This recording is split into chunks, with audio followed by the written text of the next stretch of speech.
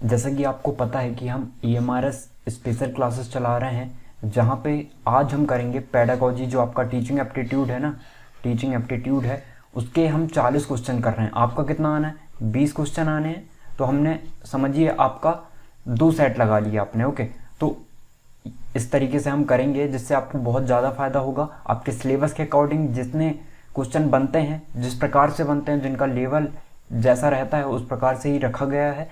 तो ये जो टेस्ट है वो आपके लिए बहुत महत्वपूर्ण होगा, आपके एग्ज़ाम की दृष्टि से भी और आपके सीखने की दृष्टि से भी। यदि आपने नहीं भी पढ़ा होगा ना, तो आप यहाँ से बहुत सारी चीज़ें सीख जाओगे। ओके, तो ये जो है KVS के लिए भी महत्वपूर्ण है, क्योंकि KVS का भी लगभग सिलेबस सेम ही है आपका।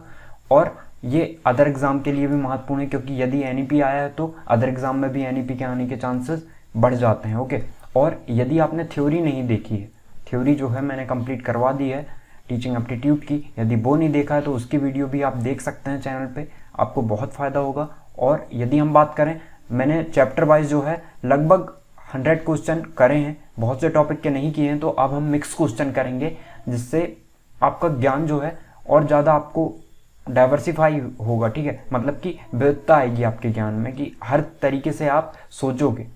ओके, और क्वेश्चन भी आपके यहाँ से आने, चैप्टर वाइज तो आने नहीं है, इसलिए हम इस तरीके से क्वेश्चन को डिस्कस कर रहे होंगे। ओके, तो हमारा फर्स्ट क्वेश्चन है कि NEP 2020 के अनुसार स्कूल शिक्षा नियामक प्रणाली का लक्ष्य क्या होना चाहिए।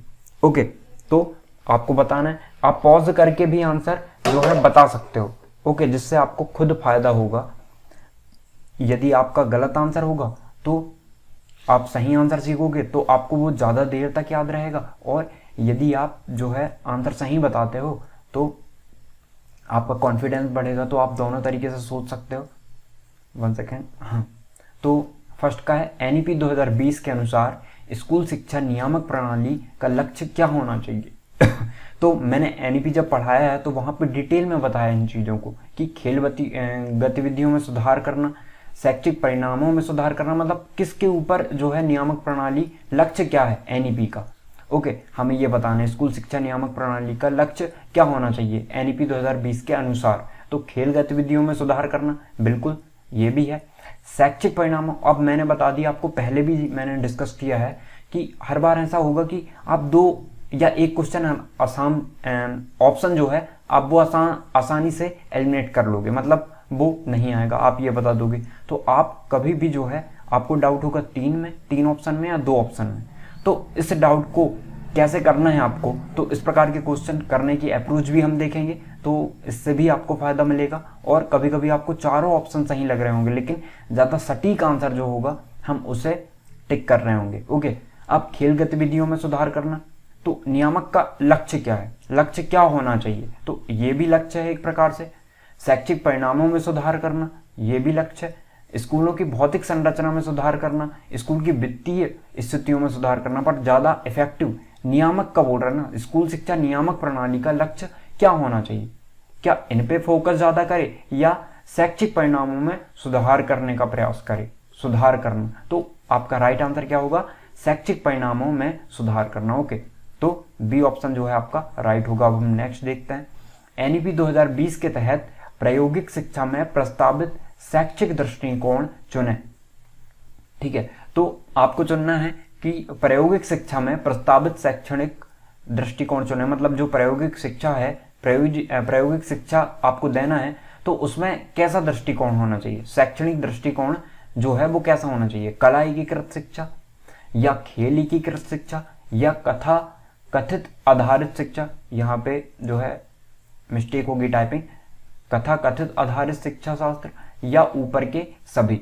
तो आपको यहाँ बताना है कि आपका राइट आंसर क्या होगा। ओके, तो देखिए प्रायोगिक जो शिक्षा है ना, NEP के तहत प्रायोगिक शिक्षा में प्रस्तावित शैक्षणिक दृष्टिकोण चुने, तो आपका कला एकीकृत शिक्षा, इसका भी प्रायोगिक शिक्षा में मतलब प्रस्तावित दृष्टिकोण में जो है ये भी है आपका शामिल।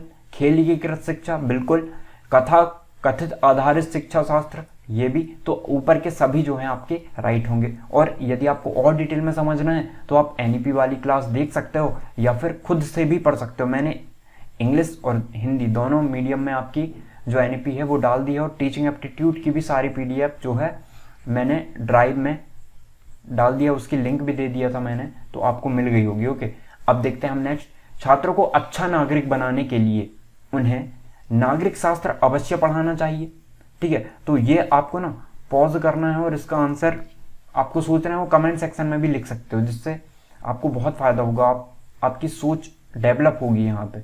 अब देखते हैं हम, छात्रों को अच्छा नागरिक बनाने के लिए उन्हें नागरिक शास्त्र अवश्य पढ़ाना चाहिए, उन्हें पाठ्य सहगामी क्रियाकलापों में भाग लेने का मौका देना चाहिए, उन्हें सहयोग से सामाजिक सेवा कार्यक्रम आयोजित करना चाहिए या उनके सामाजिक व्यवहार को सुधारने का प्रयत्न करना चाहिए। तो तीसरे का आंसर क्या होगा? आपको सटीक आंसर क्या लग रहा है, ज़्यादा सटीक जो हो सकता है इसका, तो आपको ना ये कमेंट सेक्शन में बताना है। ओके, आपने पढ़ लिया होगा इसको अच्छे से, अब इसे आप कमेंट सेक्शन में बताएंगे कि इसका आंसर क्या होगा। तो ये आपका होमवर्क रहेगा, ये आप कमेंट सेक्शन में बता सकते हो तुरंत। राष्ट्रीय मूल्यांकन केंद्र परख का उद्देश्य क्या है? ठीक है, तो ये भी आपका एनईपी से रिलेटेड क्वेश्चन है, एनईपी 2020 से रिलेटेड। बोर्ड परीक्षा के लिए प्रश्न पत्र निर्धारित करना, जो परख है, राष्ट्रीय मूल्यांकन केंद्र जो परख है हमारा, उसका उद्देश्य क्या है? बोर्ड परीक्षा के लिए प्रश्न पत्र निर्धारित करना, उद्देश्य की बात हो रही है, एम क्या है उसका? उद्देश्य सिर्फ प्रश्न पत्र निर्धारित करना है, या मानदंड, मानक और दिशा निर्देश निर्धारित करना, या प्राथमिक विद्यालयों के लिए प्रश्न पत्र निर्धारित करना? तो ये दोनों तो आपके एक से होगा। छात्रों में खेल गतिविधियों को बेहतर बनाना। ओके, तो परख जो है ना, आपको नाम से स्पष्ट हो रहा है, परख मतलब परखना, तो उसके मानदंड भी परखोगे, मानक और दिशा निर्देश निर्धारित करना। तो आपका जो आंसर होगा वो बी इफेक्टिव आंसर होगा, ज़्यादा सही आंसर होगा। ठीक है, तो अब देखते हैं हम नेक्स्ट। प्रारंभिक बाल्यावस्था सेवा एवं शिक्षा एक कार्यक्रम है जो खालिस्तान पर ध्यान केंद्रित करता है आपका। ओके, औपचारिक कक्षा कक्ष दृष्टिकोण या शिक्षण के 3R, ठीक है, 3R पठन लेखन और संख्यात्मकता। ओके, या फिर विद्यालय की उपलब्धि या बच्चों का समग्र विकास। ओके, तो प्रारंभिक बाल्यावस्था सेवा एवं शिक्षा का एक कार्यक्रम है, ठीक है, early childhood care and education जिसे हम कहते हैं, early childhood care and education, ECCE, इससे रिलेटेड क्वेश्चन बनेगा ही बनेगा आपका, एक पक्का है, तो इसको अच्छे से आप ध्यान दीजिएगा, या फिर इसका फुल फॉर्म ही पूछ सकता है। ओके, तो आपका इसका आंसर क्या होगा? बच्चों का समग्र विकास करना। ठीक है, तो पांचवे का आंसर क्या होगा? D option. अब नेक्स्ट देखते हैं, स्कूल में ड्रॉप आउट स्तर कम करने के लिए जो पहल की जाएगी। ठीक है, ड्रॉप आउट भी मैंने आपको बहुत अच्छे से पढ़ा है एनईपी वाले चैप्टर में, तो आप वहां से जाके डिटेल में पढ़ना चाहो तो वहां से देख सकते हो, और खुद भी पढ़ना चाहो तो देख सकते हो। तो यदि खुद पढ़ना चाहते हो ना, तो जो एनईपी की जो बेसिक फाउंडेशन वाली क्लास है ना, वो देख लेना आप, डिटेल वाली ना भी देखोगे तो चल जाएगा। एक आपका ना रोड मैप बन जाएगा, एक स्टोरी तैयार हो जाएगी कि हाँ इसके बाद ये होता है, इसके बाद ऐसा होता है, तो आप फिर खुद भी पढ़ोगे तो आपको ज़्यादा अच्छे से समझ में आएगा। ओके, तो स्कूल में ड्रॉप आउट स्तर कम करने के लिए, ड्रॉप आउट मतलब जैसे देखिए, कुछ बच्चे होते हैं जो कि 6th क्लास के बाद ही उनने पढ़ाई छोड़ दी है, कुछ लोग 8वीं के बाद पढ़ाई छोड़ देते हैं, कुछ लोग 10वीं, कुछ लोग 12वीं के बाद। तो उनका कारण क्या है? या तो वो फेल हो जाते हैं, या उनकी आर्थिक स्थिति ऐसी नहीं होती कि वो पढ़ा सकें, तो उन्हें काम करना पड़ता है। ठीक है, तो इस कारण से बहुत से कारण हैं, या फिर उनके एरिया में स्कूल का ना होना। ओके, स्कूल नहीं रहेगा तो वो ज़्यादा दूर अफोर्ड नहीं कर सकते, तो वहाँ तो जा नहीं पाएंगे, तो इसलिए ड्रॉप आउट के इतने कारण होते हैं जो मैंने आपको डिटेल में बताया था वहाँ पे। ओके, तो यहाँ पे ड्रॉप आउट का स्तर कम करने के लिए जो पहल की जाएगी, तो मैंने इतना डिटेल में बता दिया, तो अब तो आप आसानी से बता सकते हो। प्रभावी और पर्याप्त संरचना प्रदान करके छात्रों के साथ साथ उनके अधिगम स्तर पता करना। ठीक है, दोनों 1 और 2 या इनमें से कोई नहीं। तो प्रभावी और पर्याप्त संरचना प्रदान करके मतलब प्रभावी शिक्षण भी प्रदान करना, और संरचना प्रदान करना का मतलब ये है कि जिस एरिया में वो रहते हैं एटलीस्ट वहाँ पे एक स्कूल की संरचना निर्माण करना है, एक स्कूल का होना। ओके, तो ये हो गया। छात्रों के साथ साथ उनके अधिगम स्तर का पता लगाना, बिल्कुल, यदि वो सीख कैसा रहे हैं, यदि ये पता लगा लिए ना आपने, तो उनके एग्जाम में फेल होने का भी कारण आप पता लगा लोगे। ओके, फेल होने का कारण पता लगा लोगे तो आप जान पाओगे कि वो फेल किस कारण से हो रहे हैं, और यदि कुछ बच्चे फेल होने के बाद सीधे ही पढ़ाई छोड़ देते हैं तो आप उस पर नज़र रख सकते हो। तो इस चीज़ का दोनों का ही होना ज़रूरी है, इसलिए सी ऑप्शन जो है आपका दोनों 1 और 2 राइट होगा। अब नेक्स्ट देखते हैं, अध्यापक शिक्षा के व्यापक विद्यालय की संस्तुति की। ठीक है, अध्यापक शिक्षा के व्यापक विद्यालय की संस्तुति की क्या है? एनईपी 1986 में दिया गया है, कोठारी आयोग, मुदालियर आयोग या उपरोक्त में से कोई नहीं। तो ना ये चीज़ जो है जो प्रीवियस जो हमारे जितने भी आयोग बने हैं शिक्षा के लिए या फिर जितनी भी योजनाएं बनी हैं, तो इसको हम डिटेल में देखेंगे किसी एक वीडियो में। वहाँ पे मैं डिटेल में बताऊंगा आपको कि कोठारी आयोग क्या है, मुदालियर आयोग क्या है। ओके, तो इन सबको हम डिटेल में वहाँ पढ़ेंगे। अभी हम 40 क्वेश्चन करना है, तो अभी मैं आपको यहाँ आंसर बता देता हूँ। इसका आंसर है कोठारी आयोग। ओके, अब नेक्स्ट देखते हैं हम, राष्ट्रीय अध्यापक शिक्षा परिषद NCTE का मुख्यालय है। ठीक है, इसका फुल फॉर्म भी पूछ सकता है आपसे। तो इसका मुख्यालय जो है वो कहाँ है? नई दिल्ली में। ये आपको याद रखना कि NCTE का मुख्यालय कहाँ पे है? नई दिल्ली में। इंपॉर्टेंट क्वेश्चन है, आ सकता है। राष्ट्रीय अध्यापक शिक्षा परिषद NCTE का मुख्यालय कहाँ पे है? नई दिल्ली में। अब नेक्स्ट देखते हैं, लोकतांत्रिक शिक्षण प्रणाली में। ओके, 9वां नंबर है आपका, छात्रों को कक्षा में प्रश्न पूछने की पूरी स्वतंत्रता होती है। बिल्कुल, लोकतांत्रिक शिक्षा प्रणाली में छात्रों को कक्षा में प्रश्न पूछने की बिल्कुल पूरी स्वतंत्रता होती है।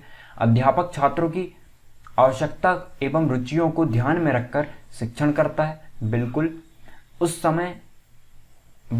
समय शिक्षण नहीं करता जब छात्र अधिगम के लिए तैयार नहीं होते हैं। तो ये भी आपका बिल्कुल सही है। यदि बच्चे ही अधिगम के लिए तैयार नहीं है ना, सीखने के लिए तैयार नहीं है, तो शिक्षक कितनी ही मेहनत कर ले वो सीखेंगे नहीं, उनका ध्यान कहीं और रहेगा। मान के चलिए उनका खेलने का मन है तो वो पढ़ाई में ध्यान नहीं देंगे। ठीक है, मान के चलिए आपके यहाँ जो है ऐसी व्यवस्था है कि आप जो वर्चुअल क्लास लेते हो, तो उनका मन है आज वर्चुअल क्लास में जाने का, तो आप फैक्चुअल क्लास कितनी ही ले लो, उनका मन नहीं लगेगा वहां पे। तो उपरोक्त सभी जो है इसका राइट आंसर होगा। ओके, अब नेक्स्ट देखते हैं, पाठ को रुचिकर बनाने के लिए अध्यापक को करना चाहिए। तो इजी है ये, बिल्कुल। शिक्षण तकनीकी का प्रयोग करना चाहिए, बिल्कुल। छात्रों की क्रियाओं को नियंत्रित करना चाहिए। अब देखिए, पाठ को रुचिकर बनाना है ना, तो अध्यापक को क्या क्या करना चाहिए इसके लिए, तो आप खुद सोच सकते हो। अपने यदि आपने कहीं पढ़ाया होगा या आप पढ़ाओगे तो क्या क्या चीज़ रहनी चाहिए। यदि आप पाठ को रुचिकर बनाना चाहते हो तो आप खुद से रिलेट करके देखोगे ना, तो आप ज़्यादा अच्छे से इफेक्टिव आंसर दे पाओगे। ओके, शिक्षण तकनीकी का प्रयोग करना चाहिए, बिल्कुल। आप जितनी अच्छी शिक्षण तकनीकी लगाओगे, मान के चलिए आपको आपको फॉर्मूलेज बताने, ठीक है, इसका डेरिवेशन बताना है आपको, तो आप आगमन विधि से समझाओगे, निगमन विधि से समझाओगे, तो ये अप्रोच होनी चाहिए। ठीक है, कि किससे वो जल्दी समझ पाएंगे। ओके, अब छात्रों की क्रियाओं को नियंत्रित करना चाहिए, बिल्कुल। यदि वो उनकी क्रियाएं नियंत्रित नहीं होंगी ना, तो पाठ रुचिकर नहीं बन पाएगा। मान के चलिए आप पाठ पढ़ा रहे हैं और किसी ने शोर कर दिया, ठीक है, किसी ने मान के चलिए कुछ गिरा दिया या ताली बजा दिया, कुछ भी कर दिया, तो इससे क्या होगा, पाठ रुचिकर नहीं बन पाएगा, वहां पे अवरोध उत्पन्न हो जाएगा। ओके, तो इसका भी जरूरी है कि इस चीज का भी ध्यान दिया जाए। छात्रों को अतिरिक्त क्रियाओं द्वारा पाठ में शामिल करना चाहिए, बिल्कुल। यदि अतिरिक्त क्रियाओं के द्वारा मतलब मान के चलिए वहां पे जैसे हमें पढ़ाना है क्या, गुरुत्वाकर्षण पढ़ाना है, तो हमने कहा कि 2 छात्र जाओ, एक काम करो, एक फूल लेके आ जाओ, एक फल लेके आ जाओ, कोई से भी एक पत्थर लेके आ जाओ। ठीक है, तो हम सबको बताएंगे कि देखिए गुरुत्वाकर्षण में क्या होता है। उनकी क्रियाएं से भी हमने क्या कर लिया, सभी लोगों को अलग अलग चीजें लाने के लिए कहा। और गुरुत्वाकर्षण में हम समझा सकते हैं कि देखो सब इक्वली जो है गुरुत्वाकर्षण के द्वारा पृथ्वी खींच रही है, सबको एक समान तरीके से खींच रही है। ओके, तो उपरोक्त सभी आपका राइट आंसर होगा। अब नेक्स्ट देखते हैं, गणित शिक्षण के निम्न में से कौन सी संप्रेषण रणनीति सर्वाधिक उपयुक्त है। गणित शिक्षण के लिए निम्न में से कौन सी संप्रेषण रणनीति सर्वाधिक उपयुक्त है। निरंतर गद्य रणनीति या स्वन्वेषण या एल्गोरिदम या निर्णय तालिका। ठीक है, तो शायद यहाँ कहीं आपका जो है टाइपिंग मिस्टेक हो सकती है। तो गणित शिक्षण के लिए निम्न में से कौन सी संप्रेषण रणनीति जो है सर्वाधिक उपयुक्त है। तो सर्वाधिक उपयुक्त जो गणित वाला होगा, जिसने पढ़ा होगा बीएड, तो उसको बहुत डिटेल में पता होगा कि जिसके मैथ्स और फिजिक्स सब्जेक्ट रहे होंगे ना, मैथ्स और फिजिक्स का कॉम्बिनेशन रहा होगा, तो उसको पता होगा कि इसका जो आंसर है वो एल्गोरिथम है। तो ये भी आपको पता होना चाहिए कि कि गणित शिक्षण के निम्न में से कौन सी संप्रेषण रणनीति सर्वाधिक उपयुक्त है, तो एल्गोरिथम। ओके, नेक्स्ट देखते हैं। छोटे बच्चों के लिए शिक्षा का माध्यम होना चाहिए मातृभाषा, राष्ट्रभाषा, क्षेत्रीय भाषा या अंग्रेजी भाषा।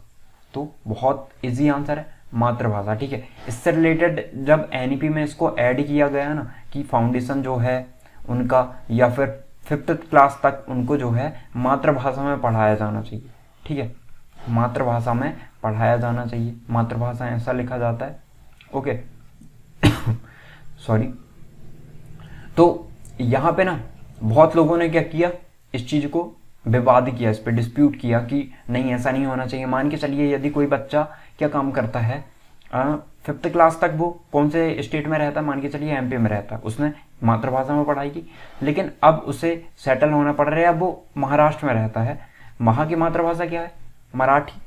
ओके, कर्नाटक में रहता है, केरल में रहता है, साउथ में रहता है। ओके, तो साउथ की भाषा अलग है, आपको पता है। यदि वो वहाँ की भाषा सीख जाता है, मातृभाषा में वहीं पढ़ता है और दूसरी भाषा पे वो ध्यान नहीं देता है, तो वो आगे चल के यदि दूसरे राज्य में शिफ्ट होता है वो, तो वहाँ पे तो हिंदी में चल रही है क्लासेस या इंग्लिश में चल रही है, तो उसको थोड़ी सी प्रॉब्लम होगी। ओके, तो इस पे बहुत ज़्यादा विवाद हुआ था, लेकिन ये ना ऐसा नहीं है कि बिल्कुल आपको मातृभाषा में ही पढ़ाना पड़ेगा। ये उस स्कूल के ऊपर डिपेंड करता है या फिर उस संस्थान के ऊपर कि वो किस भाषा में पढ़ाना चाहता है। ये ज़रूरी नहीं है कि थोप दिया गया कि उससे मातृभाषा में ही पढ़ाना है, लेकिन यह है कि छोटे बच्चे के लिए ना शिक्षा का माध्यम मातृभाषा ही होना चाहिए। स्टार्टिंग कम से कम उनकी मातृभाषा में होनी चाहिए। अब नेक्स्ट देखते हैं। संदर्भ पुस्तकों एवं अन्य पाठ्य सामग्रियों के अध्ययन से क्या लाभ है। ओके, संदर्भ पुस्तकों एवं अन्य पाठ्य सामग्रियों के अध्ययन से क्या लाभ है। ज्ञान में व्यापकता आती है, निर्णय शक्ति का विकास होता है, आनंद प्राप्त होता है या परीक्षा में अच्छे अंक प्राप्त होते हैं। तो 13वां का आपको इफेक्टिव आंसर देखना है। तो देखते हैं। ज्ञान में व्यापकता आती है, बिल्कुल आती है। निर्णय शक्ति का विकास होता है, तो निर्णय इससे नहीं आता, निर्णय आता है लॉजिक से आपके। ओके, आनंद प्राप्त होता है, बिल्कुल आनंद की प्राप्ति होती है। परीक्षा में अच्छे अंक प्राप्त होते हैं, बिल्कुल। लेकिन ज़्यादा इफेक्टिव आंसर क्या है, यदि ज्ञान में व्यापकता आएगी ना तो आनंद भी प्राप्त होगा और परीक्षा में अंक भी प्राप्त कर लेगा वो। तो ये दो आंसर इसमें ही नहीं है, इसलिए आपका राइट आंसर क्या होगा, ज्ञान में व्यापकता आती है।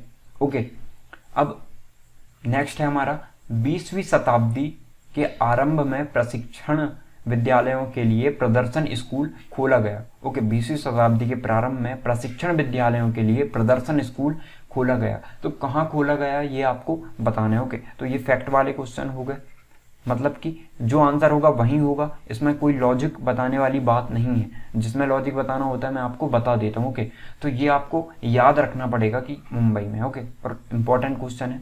अब नेक्स्ट देखते हैं। 1981-82 में पूरे देश में नॉर्मल स्कूल खोले गए। तो ये भी इंपॉर्टेंट क्वेश्चन है आपका। तो इसका आंसर आपका है 106, आपको याद रखना है। ओके, 1881 और 82 में पूरे देश में नॉर्मल स्कूल खोले गए, कितने, 106। अब नेक्स्ट देखते हैं। भारत में पहला माध्यमिक शिक्षक प्रशिक्षण स्कूल मद्रास में खोला गया और कब खोला गया ये आपको बताना है। भारत में पहला माध्यमिक शिक्षक प्रशिक्षण स्कूल मद्रास में खोला गया और ये आपको बताना है कि कब खोला गया। तो मैं बताऊं आपको, ये 1856 में खोला गया। ठीक है, तो ये आपको याद रखना है। अब नेक्स्ट देखते हैं। भारत में प्रशिक्षित अध्यापक की नियुक्ति पर रोक लगाई गई। अप्रशिक्षित अध्यापक की नियुक्ति में रोक लगाई गई, कब लगाई गई, तो ये भी महत्वपूर्ण क्वेश्चन बन जाता है आपका। तो ये जो आंसर है वो ए नंबर 1912 में। ओके, अब नेक्स्ट देखते हैं हम। कक्षा प्रशिक्षण की सफलता का रहस्य है। कक्षा में पूर्ण अनुशासन, शिक्षक और छात्रों के बीच संतुलित एवं सुसंगत संवाद, दृश्य सामग्री की उपस्थिति या श्यामपट्ट का प्रचुर प्रयोग। तो 18वें का आंसर ज्यादा इफेक्टिव क्या है, कक्षा शिक्षण की सफलता का रहस्य क्या है, जब ना शिक्षक और छात्रों के बीच क्या होगा, संतुलन और सुसंगत संवाद होगा। तो मान के चलिए कक्षा शिक्षण की सफलता हो गई। ओके, तो सफलता का रहस्य ये है कि यदि बच्चे और छात्रों के बीच, शिक्षक और टीचर और स्टूडेंट के बीच क्या होना चाहिए, इंटरेक्शन होना चाहिए कि वो भी ये समझा रहा है तो उनसे क्वेश्चन पूछे और ये उसका जवाब भी दें, ठीक है। या इन्हें कोई चीज़ में दिक्कत जा रही तो ये क्वेश्चन पूछें वहाँ पे।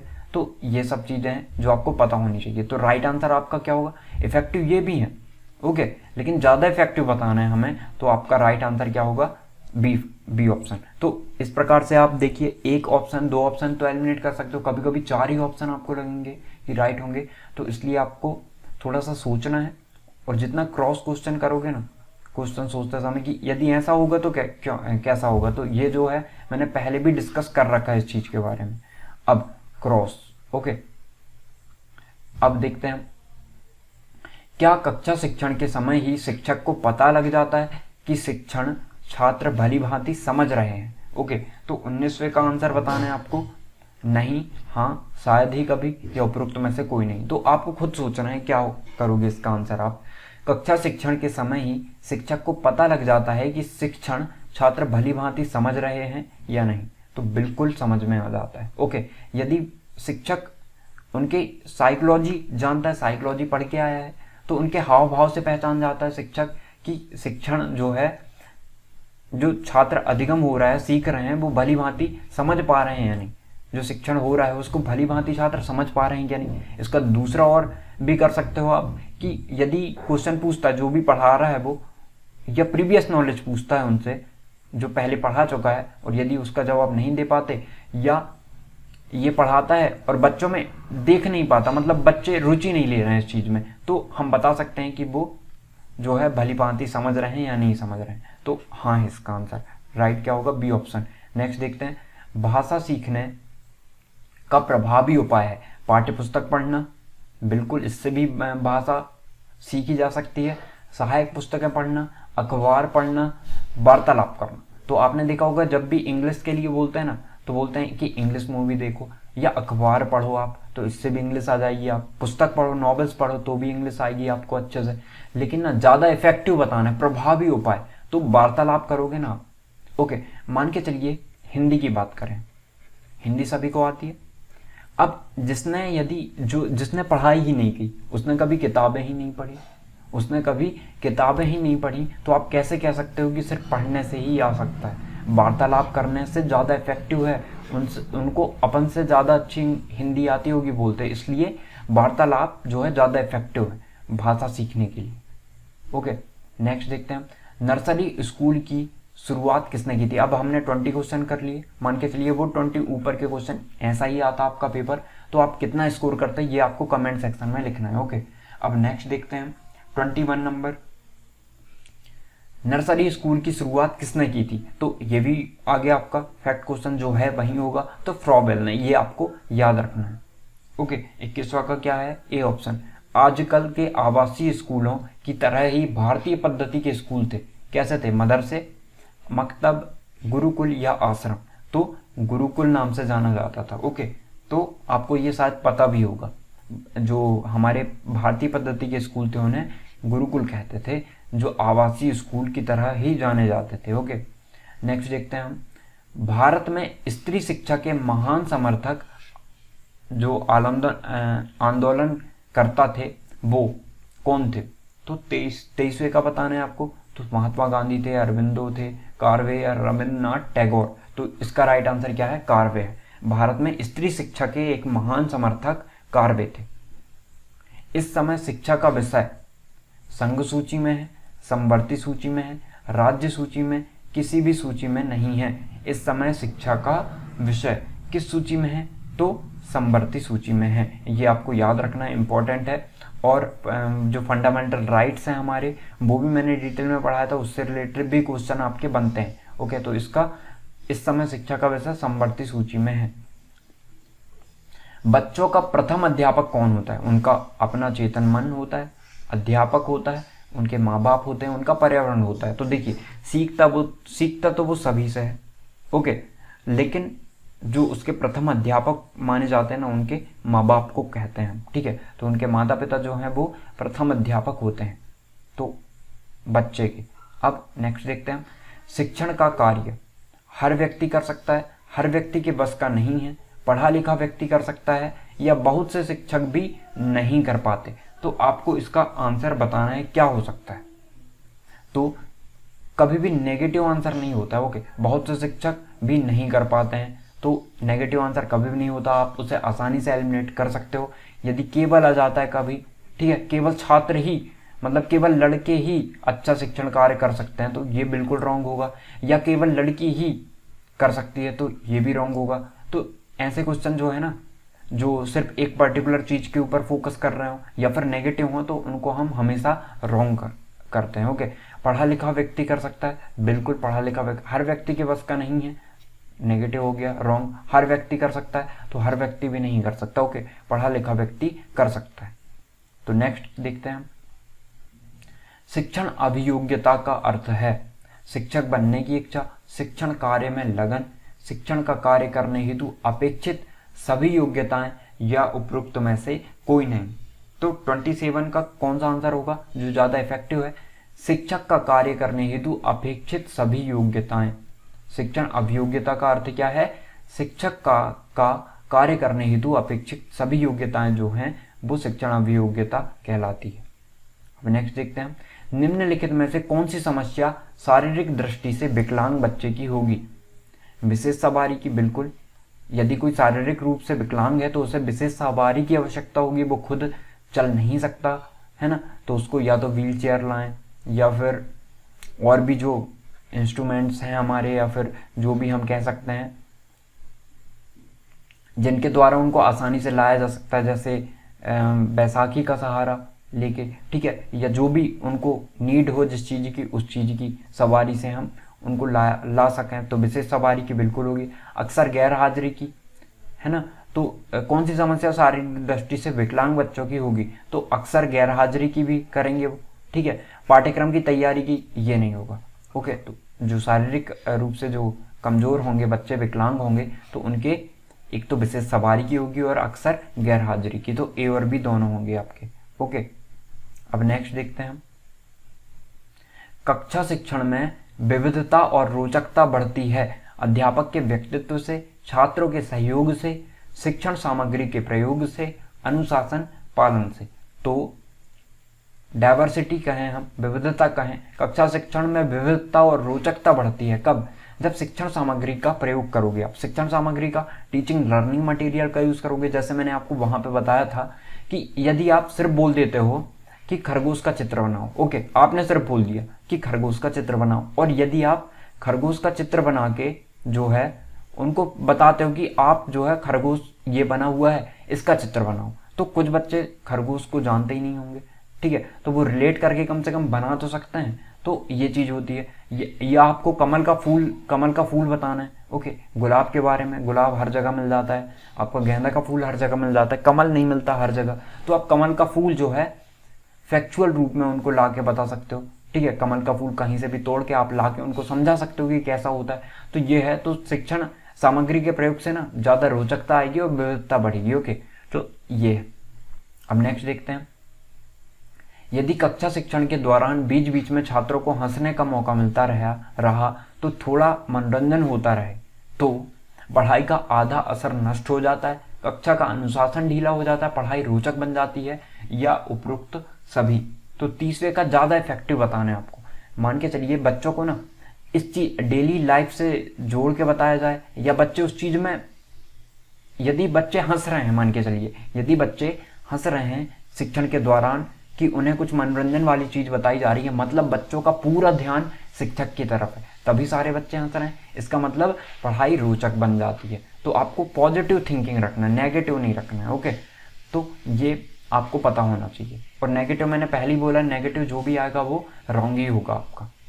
नेक्स्ट देखते हैं हम, मानसिक दृष्टि से पिछड़े बच्चे आमतौर से अधिक संवेदनशील होते हैं। नहीं, संवेदनशील तो अच्छे बालकों को नहीं आ पाती, संवेदनशील मतलब अच्छी बात होती है। ये मानसिक दृष्टि से पिछड़े बच्चों को आमतौर पर जो है आमतौर से अधिक होती है, तो संवेदनशीलता तो हम नहीं कह सकते। निष्ठावान, ये भी नहीं।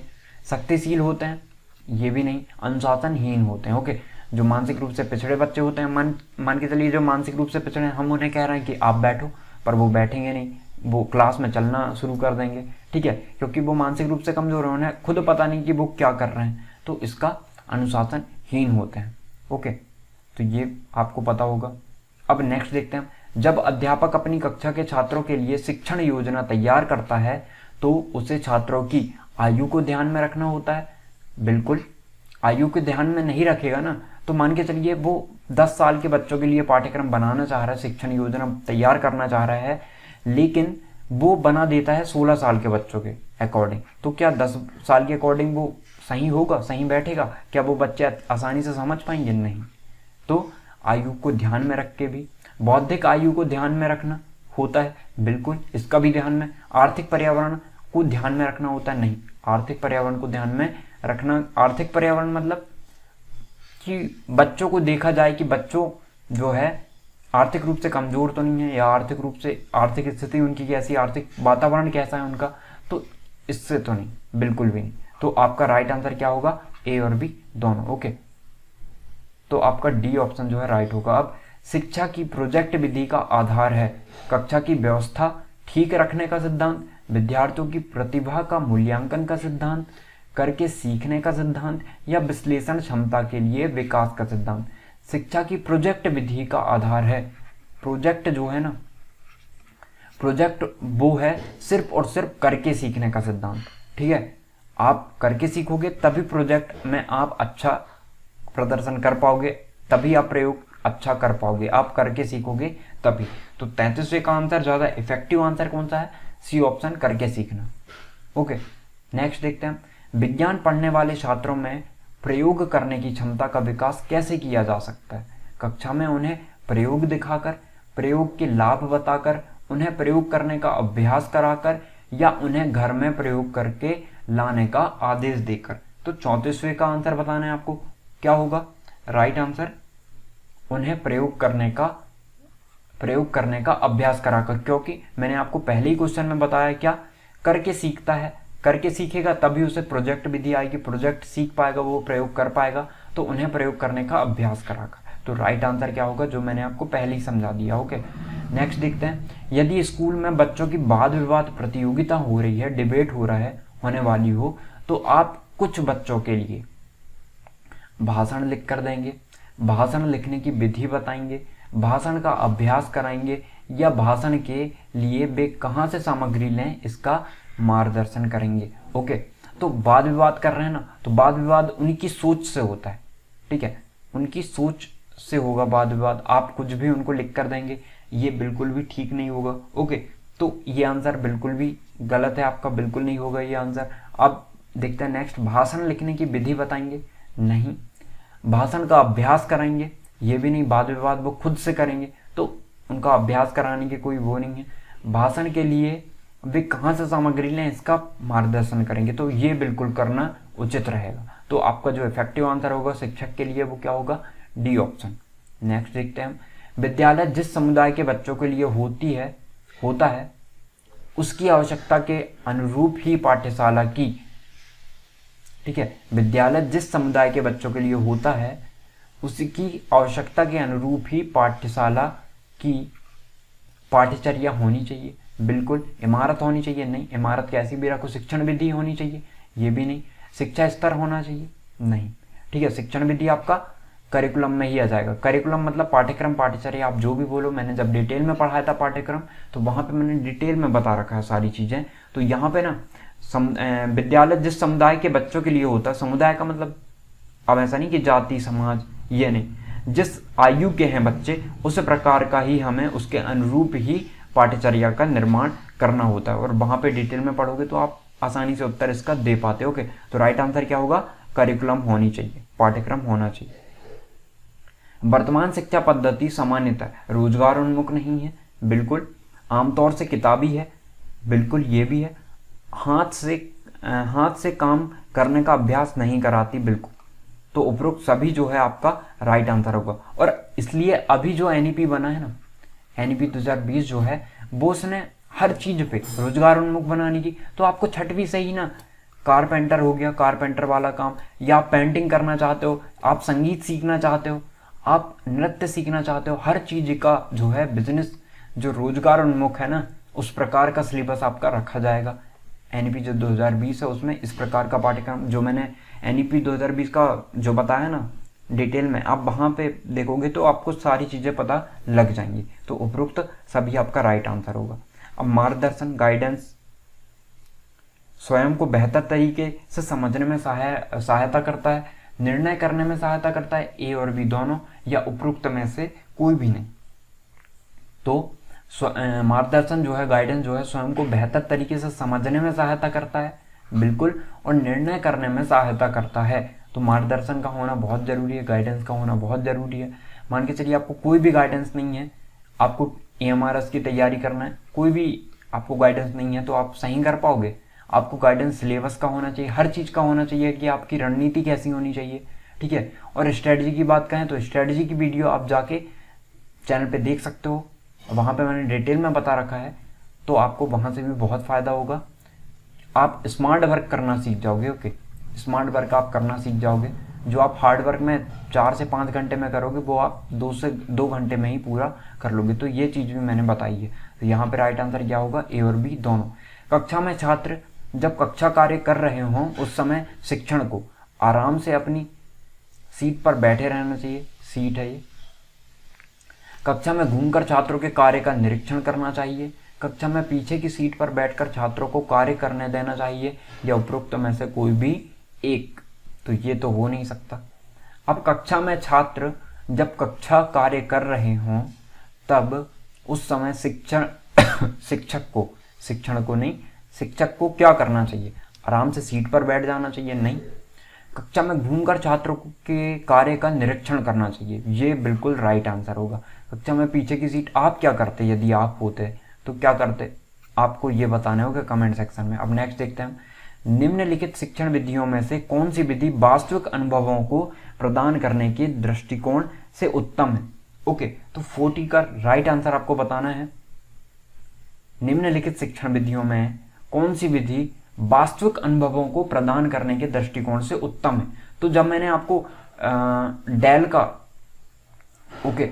का ही मैंने आपको कौन बताया था ना, शंकु बताया था, तो वहां पे मैंने डिटेल में बताया था आपको चीजें, तो आप वहां से ना रिलेट कर पाओगे। तो वास्तविक अनुभव यदि देना है तो भ्रमण विधि आपकी राइट होगी। वास्तविक विधि जो वास्तविक अनुभव देना है ना 3D रूप में, जैसे आपको नदी के बारे में पढ़ाना है, नदी के बारे में आप पढ़ा रहे हो तो आप सीधे रिवर भ्रमण ले जाओ, रिवर जहाँ हो, नदी जहाँ पे हो, जहाँ बह रही हो वहाँ पे ले जाओ, तो वास्तविक रूप से चीज़ों को देख पाएंगे।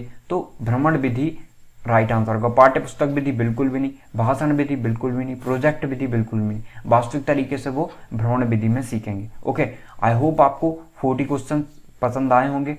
और भी यदि आपको कोई कमी या कोई भी इम्प्रूवमेंट या कुछ भी हो तो आप कमेंट सेक्शन में बता सकते हैं, उसको हम जरूर देखेंगे। और भी यदि कोई समस्या हो तो आप कमेंट सेक्शन में पूछ सकते हैं। आई होप आपको चीज़ें समझ में आई होगी और आपने 2 मॉक टेस्ट कर लिए समझो। ओके, और हम जो है मैथ्स और रीजनिंग का भी कर रहे हैं, एनालिटिकल एबिलिटी और आपका न्यूमेरिकल एबिलिटी दोनों के ही मॉक टेस्ट कर रहे हैं। टॉपिक वाइज कर रहे हैं। टॉपिक वाइज से क्या होगा, आप हर टॉपिक भी सीखते जाओगे और हर टाइप के क्वेश्चन भी सीखते जाओगे। तो आप दोनों देख सकते हो, बहुत फायदा होगा आपको। Okay, thank you.